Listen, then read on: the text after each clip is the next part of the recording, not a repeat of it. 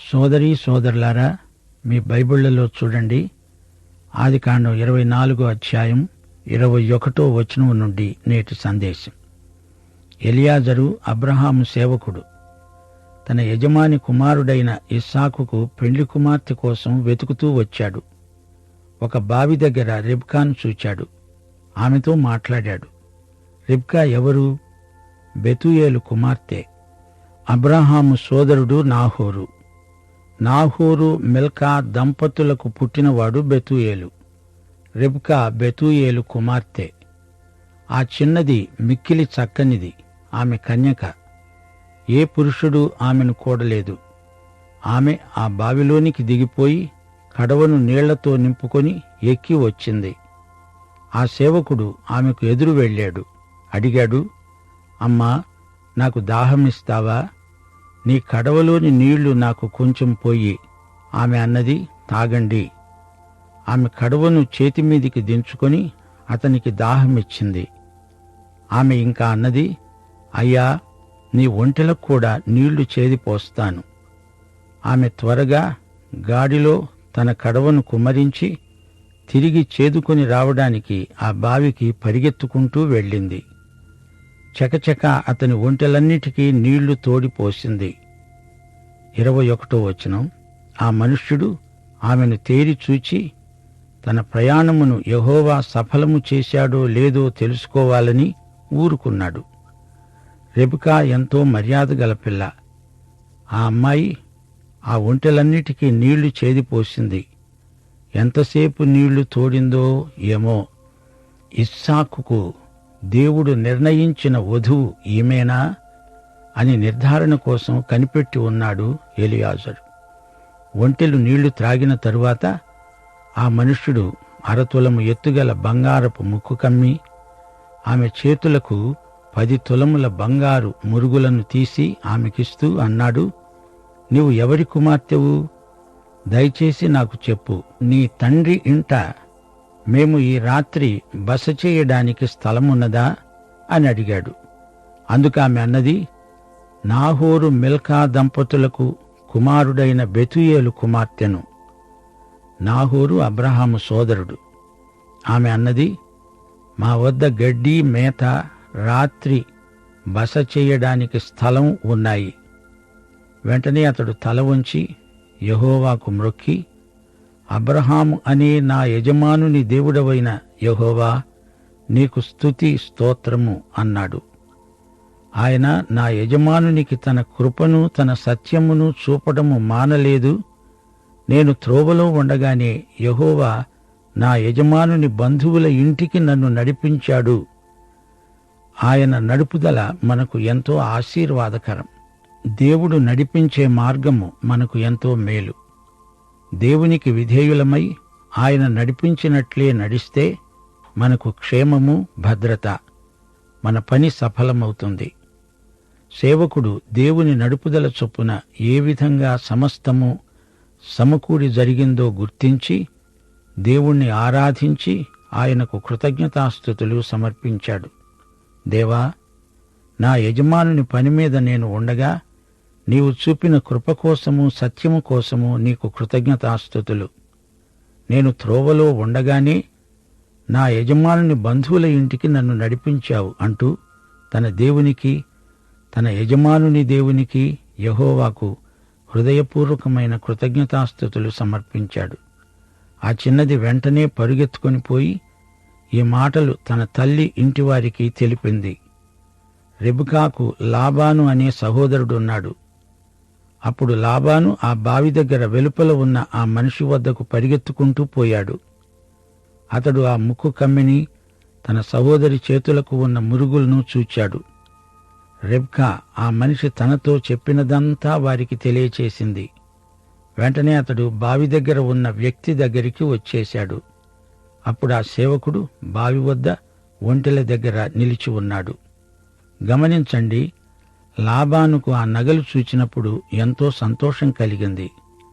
అతడు కేవలం లోక సంబంధమైన మనిషి. ధన కనక వస్తువాహనాలు అతనికి ఎంతో ఇష్టం. డబ్బు అంటే అతనికి పంచప్రాణాలు. లాబాను వచ్చినప్పుడు సేవకుడైన ఎలియాజరు నిరీక్షణతో కనిపెట్టుకుని ఉన్నాడు. ఎవరైనా వస్తారా రారా, తనకు రెబ్కా ఇంటిలోకి స్వాగతం లభిస్తుందా లేదా అంటూ తలపోస్తూ బావి దగ్గరే ఒంటెలతో ఉండిపోయాడు. ఇతడు ఈ బంగారు నగలు తెచ్చాడంటే మంచి ధనవంతుడై ఉంటాడని లాబాను ఆలోచించాడు.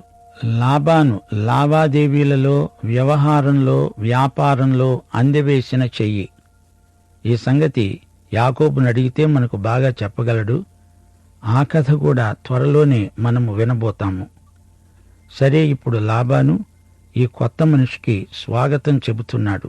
అన్నాడు, యెహోవా వలన ఆశీర్వదించబడినవాడా, లోపలికి రా. నీవు బయట నిలవటమెందుకు? నీవు ఉండడానికి ఇల్లు, ఒంటెలకు మేత నేను సిద్ధం చేయించాను అన్నాడు. లాబాను దేవుని పేరెత్తాడు. యెహోవా నిన్ను ఆశీర్వదించాడు అంటున్నాడు. దేవుడు ఒక్కడే, ఆయన సజీవుడు, సృష్టికర్త. ఆయన దీవెన మనకు కావాలి. అంతటా ఆ మనుష్యుడు ఇంటికి వచ్చాడు. లాబాను ఒంటెల గంతలు విప్పాడు. ఒంటెలకు గడ్డి మేత వేశాడు. కాళ్ళు కడుక్కోవడానికి అతనికి, అతనితో కూడా ఉన్నవారికి కూడా నీళ్లిచ్చాడు. ఇక్కడ అతిథులు కాళ్ళు కడుక్కునే ఆచారం గమనించాలి. ఈ సేవకునితో ఇంకా 10 మంది వచ్చారు. వారికందరికీ అతిథి సత్కారాలు జరిగించాడు లాబాను.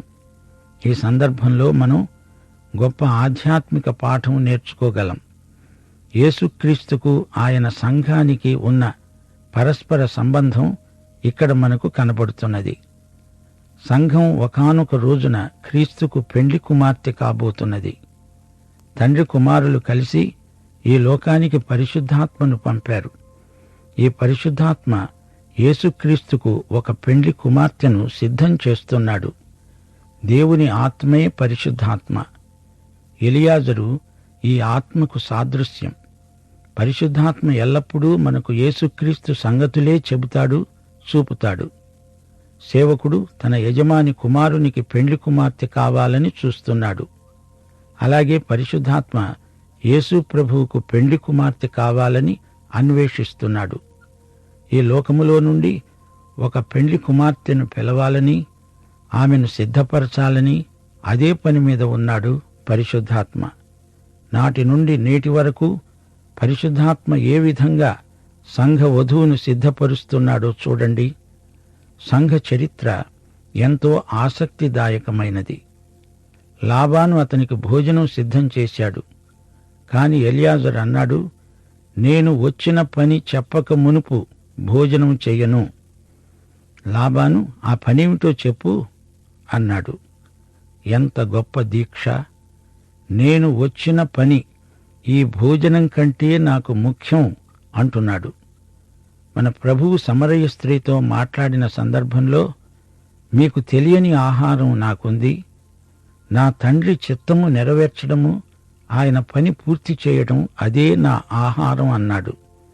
అబ్రహాము సేవకుడు తను వచ్చిన పని చెప్పకుండా భోంచెయ్యనంటే చెయ్యను అంటున్నాడు. 34వ వచనంలో సేవకుడు తనను తాను పరిచయం చేసుకుంటూ, నేను అబ్రహాము దాసుడను అని చెప్పుకున్నాడు. ఇక్కడ ఈ సేవకుడు తన పేరు చెప్పుకోవటం లేదు. నేను నా యజమానుడైన అబ్రహాముకు సేవకుణ్ణి అంటున్నాడు, అంతే. పరిశుద్ధాత్మ కూడా అలాగే తన పేరు చెప్పడు, అజ్ఞాతంగా పనిచేస్తాడు. యోహాను శుభవార్త 16వ అధ్యాయం 13 నుండి 15వ వచనం వరకు వినండి. సత్యస్వరూపి అయిన ఆత్మ వచ్చినప్పుడు మిమ్ములను సర్వసత్యములోనికి నడిపిస్తాడు. ఆయన తనంతట తానే ఏమీ బోధించక వేటిని వింటాడో వాటినే బోధించి సంభవించబోయే సంగతులు మీకు తెలియచేస్తాడు. ఆయన నా వాటిలోనివి తీసుకొని మీకు తెలియచేస్తాడు గనుక నన్ను మహిమపరుస్తాడు. తండ్రికి కలిగినవన్నీ నావి, అందుచేత ఆయన నా వాటిలోనివి తీసుకొని మీకు తెలియచేస్తాడు. ఇంతకు పరిశుద్ధాత్మ పేరేమిటి? ఆయనకు పేరు లేదు. ఆయన తనను గురించి తాను చెప్పుకోడు.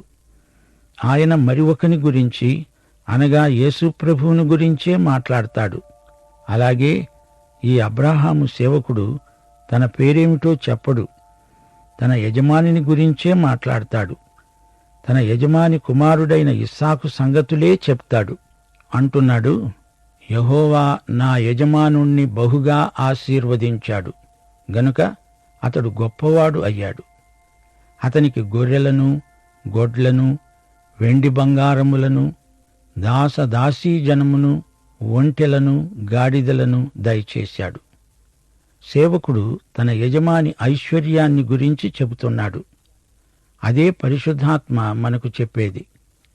పరిశుద్ధాత్మ జరిగించే 3 పనులున్నాయి.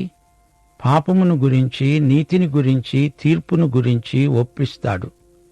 నశించే లోకానికి ఈ 3 తెలియచెప్పాలి. అది పరిశుద్ధాత్మ పరిచర్య. ఈ లోకమంతటి మీద దేవుని తీర్పు నిలిచి ఉంది. మానవులంతా పాపులు. వారు యేసుక్రీస్తును తిరస్కరిస్తున్నారు గనుక పాపులు కాబట్టే యేసుక్రీస్తును తిరస్కరిస్తున్నారు. మళ్లీ చెప్తాను, మనుషులు పాపులు గనుక నశిస్తారు. మనుషులు పాపులు గనుక పాపం చేస్తారు. మనిషి చేసే పాపాలలోకెల్లా గొప్ప పాపం రక్షకుణ్ణి తిరస్కరించడం. పరిశుద్ధాత్మ మనకు చెబుతున్నాడు, యేసు మానవుల రక్షకుడు. మనకు రావలసిన తీర్పును ఆయనే భరించాడు. ఆయనే మనకు నీతి అయ్యాడు. మనకు పరలోకానికి సరైన సంబంధం ఏర్పరిచాడు. పరిశుద్ధాత్మ మరి ఒకని గురించి, అనగా యేసుక్రీస్తును గురించి మాట్లాడడానికి వచ్చాడు. ఇక్కడ ఎలియాజరు అంటున్నాడు, దేవుడు నా యజమానిని ఎంతో ఆశీర్వదించాడు. నా ప్రియ సోదరీ సోదరులారా, మన పరలోకపు తండ్రి మహాసంపన్నుడు. భూమి, దాని సర్వసంపూర్ణత ఆయనదే. మన పరలోకపు తండ్రి మహదైశ్వర్యము గలవాడు. సేవకుడు అంటున్నాడు, నా యజమానుని భార్య అయిన శారా వృద్ధాప్యములో నా యజమానికి ఒక కుమారుణ్ణి కన్నది. నా యజమానుడు తనకు కలిగినది యావత్తు అతనికి ఇచ్చి ఉన్నాడు. గమనించండి, యేసు ప్రభువు దేవుని కుమారుడు. మనము ఆయనతో సహవారసులం. ఇది మనకెంత భాగ్యమో! తండ్రికి ఉన్నదంతా కుమారునిదే. తండ్రి తన కుమారునికి తనకున్నదంతా ఇచ్చివేశాడు. ఎలియాజరు అంటున్నాడు, నా యజమానుడు నా చేత ప్రమాణం చేయించి మరీ చెప్పాడు, నేను ఎవరి దేశమందు నివసిస్తున్నానో ఆ కనానీయుల పిల్లల్లో ఎవరినీ నా కుమారునికి ఇచ్చి పెళ్లి చేయకూడదు. గమనించాలి, పరిశుద్ధాత్మ ఎవరిని పిలుస్తున్నాడు? పాపులనే. ఎవరి పాపులు? 1 పేతురు 1:23 ప్రకారం, క్షయబీజము నుండి కాక శాశ్వత జీవము గల దేవుని వాక్యమూలముగా అక్షయ బీజము నుండి పుట్టింపబడిన వారు పాపులే గాని ఇప్పుడు దేవుని పిల్లలైనారు, దేవుని వారసులయ్యారు. 2 కొరింథీ 5:17 ప్రకారం, ఎవడైనా క్రీస్తునందు ఉన్న ఎడల వాడు నూతన సృష్టి. కనానీయులకు దేవుడు విరుద్ధం. వారిని ఆయన అంగీకరించడు. తన పిల్లలైన వారినే ఆయన చేర్చుకుంటాడు. పాపులు రక్షించబడి దేవుని బిడ్డలవుతున్నారు. ఇది ఎంత అద్భుతం! సేవకుడు ఇంకా అన్నాడు, నా యజమానుడు నాకు చెప్పాడు, నా తండ్రి ఇంటికి, నా వంశస్థుల వద్దకు వెళ్ళు, నా కుమారునికి పెండ్లి కుమార్తెను నీవు తీసుకురావాలి అంటూ ప్రమాణం చేయించాడు. ఆ స్త్రీ నా వెంట రాదేమో అన్నాను నేను. దానికి ఆయన అన్నాడు, ఎవని సన్నిధిలో నేను జీవిస్తున్నానో ఆ యెహోవా నీతో కూడా తన దూతను పంపి నీ ప్రయాణము సఫలం చేస్తాడు. గనుక నీవు నా వంశస్థుల్లో నా తండ్రి ఇంటి నుండి నా కుమారునికి భార్యను తెస్తావు. నీవు నా వంశస్థుల వద్దకు వెళ్ళితే ఈ ప్రమాణము విషయములో ఇక నీకు బాధ్యత ఉండదు. వారు ఆమెను ఇయ్యని ఎడల కూడా ఈ ప్రమాణము విషయములో నీకు బాధ్యత ఉండదు. నేను నేడు ఆ బావి వద్దకు వచ్చి ప్రార్థించాను. అబ్రహాము అనే నా దేవుడవైన యెహోవా, నా ప్రయాణమును నీవు సఫలము చేసిన ఎడల నేను ఈ బావి వద్ద నిలిచి ఉండగా నీళ్లు చేదుకోవడానికి వచ్చిన చిన్నదానితో, నీ కడవలో నీళ్లు కొంచెము నన్ను తాగనియ్యి అని చెబితే, తాను నీ ఒంటెలకు కూడా నీళ్లు తోడిపోస్తాను అని ఎవతి చెబుతుందో, ఆమె నా యజమాని కుమారునికి యెహోవా నియమించిన పిల్ల అయి ఉంటుంది. ఇది నా ప్రార్థన. నా హృదయంలో ఈ విధంగా నేను అనుకుంటూ ఉండగానే రెబెకా భుజం మీద కడవ పెట్టుకొని వచ్చి ఆ బావిలోనికి దిగిపోయి నీళ్లు చేదుకొని వచ్చింది. నాకు దాహమిమ్మని అడిగాను. ఆమె త్వరగా తన కడవను దించి, తాగు, నీ ఒంటెలకు కూడా నీళ్లు పెడతాను అన్నది. గనుక నేను తాగాను. ఆమె ఒంటెలకు నీళ్లు పెట్టింది.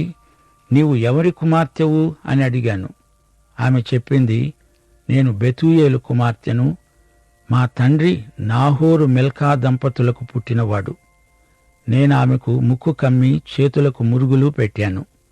నా తల వంచి యెహోవాకు ప్రార్థన చేశాను. నా యజమానికి దేవుడవైన యెహోవాకు స్తోత్రము సమర్పించాను. నా యజమాని సహోదరుని కుమార్తెను అతని కుమారునికి చేసుకునేటట్లు సరైన మార్గమందు నన్ను దేవుడు నడిపించాడు.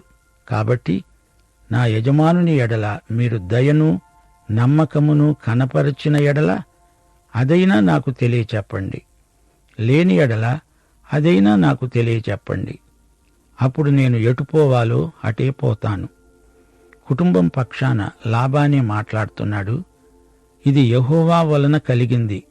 మేమైతే అవును అని గాని కాదు అని గాని చెప్పజాలము. ఇదిగో రెబెకా నీ ఎదటనే ఉన్నది. ఆమెను తీసుకుని పో. యెహోవా సెలవిచ్చిన ప్రకారము ఈమె నీ యజమాని కుమారునికి భార్య అగునుగాక. బెతూయేలు, లాబాను ఇద్దరూ కలిసి మాట్లాడుతున్నారు. ఇది యెహోవా జరిగించిన కార్యమే. రిబ్కాను తీసుకువెళ్ళండి, మాకు ఏ అభ్యంతరమూ లేదు. అబ్రహాము సేవకుడు వారి మాటలు విని యెహోవాకు సాష్టాంగ నమస్కారం చేశాడు. తరువాత ఆ సేవకుడు వెండి నగలను, బంగారు నగలను, వస్త్రములను తీసి రిబ్కాకు ఇచ్చాడు. ఆమె సహోదరునికి, తల్లికి విలువగల వస్తువులిచ్చాడు. దేవుని బిడ్డలకు ఈ విధంగానే పరిశుద్ధాత్మ పరిశుద్ధాభరణములు ఎన్నో ఇస్తాడు. మనము క్రీస్తు వద్దకు రాగానే ఆత్మ అనే బయాన సంచకరువు మనకు ఇయ్యబడుతుంది. నీతిమంతులమవుతాము. దేవునితో మనకు సమాధానం కలుగుతుంది. దేవుని సన్నిధిలోనికి మనకు సమృద్ధి ప్రవేశం లభిస్తుంది. రోమాపత్రిక 5వ అధ్యాయం 1 నుండి 5వ వచనం వరకు. విశ్వాసికి ఇయ్యబడే పరిశుద్ధాభరణములతో అలంకారం ప్రాప్తిస్తుంది. మనమే యేసు ప్రభువుకు పెండ్లి కుమార్తె. అతడు, అతనితో కూడా ఉన్న మనుష్యులు అన్నపానములు పుచ్చుకొని అక్కడ ఆ రాత్రంతా ఉన్నారు. ఉదయమే వారు లేచినప్పుడు అతడన్నాడు, నా యజమానుని వద్దకు నన్ను పంపించండి. ఆమె సహోదరుడు, ఆమె తల్లి అన్నారు, ఈ చిన్నదాన్ని 10 రోజులైనా మా దగ్గర ఉండనీయండి. ఆ తరువాత ఆమె వెళ్ళవచ్చు. ఎలియాజరు తొందరపడుతున్నాడు. వెంటనే నేను వెళ్ళిపోవాలి. జాప్యం చేయడానికి వీల్లేదు. వారంటున్నారు, అంత తొందర ఏమొచ్చింది? 10 రోజులైనా మాకు గడువు ఇయ్యండి. మా అమ్మాయితో అవి ఇవి మాట్లాడుకుని నెమ్మదిగా సాగనంపుతాం. సేవకుడందుకు ఒప్పుకోవటం లేదు. ఇది ఆత్యయిక పరిస్థితి. 1 నిమిషం ఆలస్యం చేయడానికి వీల్లేదు. సోదరీ సోదరులారా, యేసుక్రీస్తును గురించి తీర్మానం చేసుకోమంటే ఇదిగో అదుగో అంటూ వాయిదాలు వేయకూడదు. యుద్ధ ప్రాతిపదిక మీద సువార్త ప్రకటించవలసిన ఆత్యయిక పరిస్థితి ఇది. అప్పుడు సేవకుడు అన్నాడు, యెహోవా నా ప్రయాణమును సఫలం చేశాడు గనుక నాకు తడవు కానియక నన్ను పంపించండి. నా యజమాని వద్దకు నేను వెళ్ళిపోవాలి. వారు ఆ చిన్నదానిని పిలిచి ఆమె ఏమంటుందో తెలుసుకుందాము అనుకున్నారు. రిబ్కాను పిలిచి అడిగారు, నీవు ఈ మనుష్యునితో వెళ్తావా? వెళ్తాను అన్నదామె. ఈ సన్నివేశం ఎంతో మనోజ్ఞమైనది. వారి ఇంటిలో ఉన్న అతిథికి వారు ఎంతో మర్యాద చూపారు. మంచి ఆతిథ్యమిచ్చారు. అతడు వీరికి ఎన్నో బహుమానాలు తెచ్చాడు. వచ్చిన అతిథి తన యజమానిని గురించి, ఆయన కుమారుణ్ణి గురించి, ఆయన ఐశ్వర్యమును గురించి చెబుతూ ఉంటే అందరూ ఎంతో ఆసక్తిగా వింటున్నారు. ఇస్సాకు జన్మ వృత్తాంతం కూడా వారితో పంచుకున్నాడు. మోరియా పర్వతం మీద ఇస్సాకు పొందిన రూపాంతరం అనుభవం కూడా వారికి విశదంగా చెప్పాడు.